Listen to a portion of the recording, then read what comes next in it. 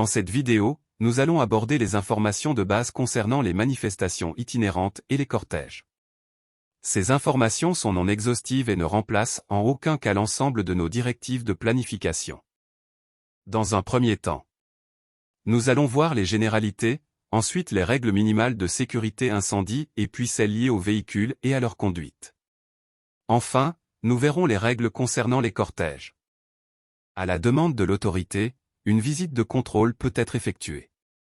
L'organisateur et ou le responsable de la sécurité disposera d'une liste permettant de contacter à tout moment une personne privilégiée au sein de chaque groupe participant. Afin de garantir la sécurité des participants et du public pendant le déplacement du cortège, il y a lieu de prévoir des stewards sécurité identifiables qui auront pour mission d'éviter que des spectateurs ne passent en dessous des chars, de maintenir un espace suffisant entre le public et les chars pendant le déplacement de ceux-ci. Au niveau des règles minimales de sécurité, il est interdit d'utiliser des pétards, fumigènes, fusées et autres artifices à proximité immédiate du public. Il est interdit de monter ou de descendre d'un char quand celui-ci est en mouvement. Lorsque des opérations de remplissage d'un groupe électrogène doivent être effectuées, tous les participants doivent descendre du char. Le plein des réservoirs sera fait avant le démarrage du cortège. La quantité maximum de carburant pouvant être stockée par char est fixée à 20 litres. Nous trouverons au minimum un extincteur à poudre de type ABC de 6 kg ou un extincteur à eau additionné de 6 litres. Aucun élément du décor du char ne pourra être une entrave à l'évacuation des gaz d'échappement à l'air libre. Afin d'éviter tout risque de chute, si la hauteur du plancher du char est supérieure à 2 mètres, il y aura lieu d'installer des garde-corps solides. Les escaliers de plus de 3 marches seront équipés d'une rampe de soutien solide. Les chauffages d'appoint autres qu'électriques sont strictement interdits. Il est strictement interdit de gonfler des ballons à l'aide d'un gaz inflammable. En ce qui concerne les règles minimales liées au véhicule, le chauffeur du véhicule doit obligatoirement disposer du permis de conduire adapté au type de véhicule. Le chauffeur doit avoir une visibilité à 180 degrés qui lui permet de visualiser toute la largeur de la voie publique.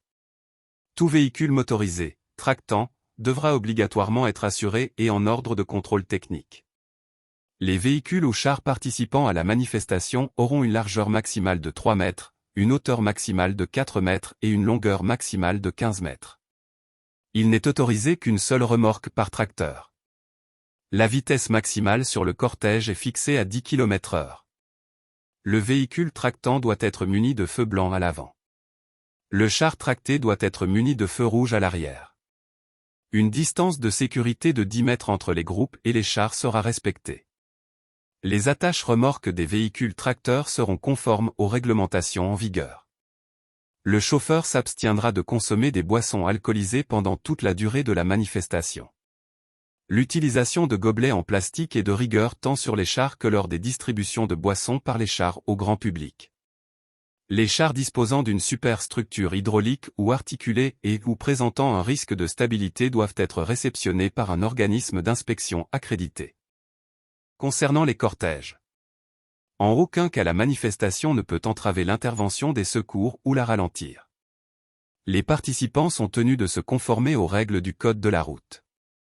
L'organisateur ou le responsable de la sécurité sur le site disposera d'une liste permettant de contacter à tout moment une personne privilégiée au sein du ou des groupes. Afin de garantir la sécurité des participants et du public, il y a lieu de prévoir des stewards sécurité identifiables. Un responsable doit disposer d'un téléphone pour appeler les services de secours. Un plan du parcours doit être fourni aux services de secours. Si le parcours passe par des tronçons difficilement accessibles depuis une chaussée, les points d'accès doivent être clairement identifiés et placés sur la carte remise à la zone de secours.